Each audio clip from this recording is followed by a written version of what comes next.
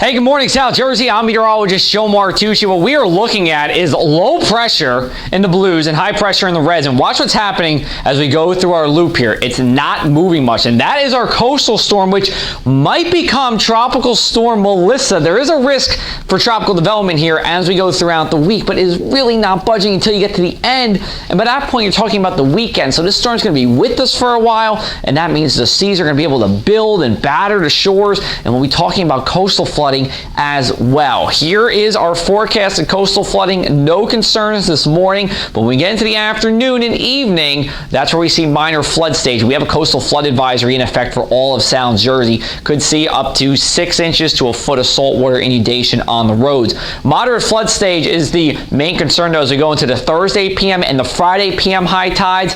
And even as we go into Saturday, we're still expecting minor flood stage here across the area as that storm pulls out. Minor flood stage, just to recap, this is our nuisance flooding that we see about 24 times a year.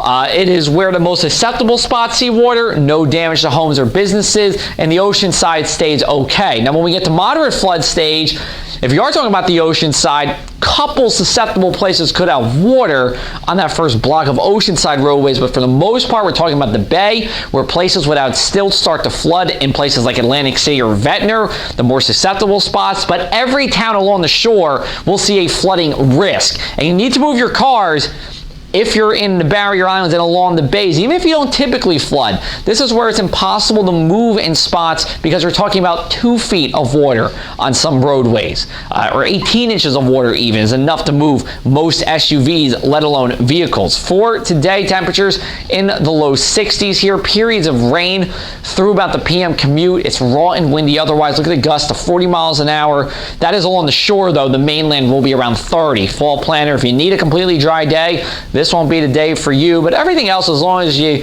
are okay with an hour or two of dry weather in between the showers, you will be fine. Mainland 7-day forecast. I think we're going to be dry at the mainland for Thursday and Friday. Temperature is not the nicest, but it will be a dry day here. And as we go into the weekend, we're warming up and brightening up as well. And as we flip over to the shore 7-day, we will see as we go into Wednesday, Thursday, and Friday, minor to moderate coastal flooding. Saturday and Sunday, still think there's going to be a little bit of coastal flooding, mainly on Saturday. Sunday is the full moon, so we'll watch out for that. However, southwest winds should push that water away. And then how about some good news on the other side of the weekend? Sunny skies and seasonable temperatures.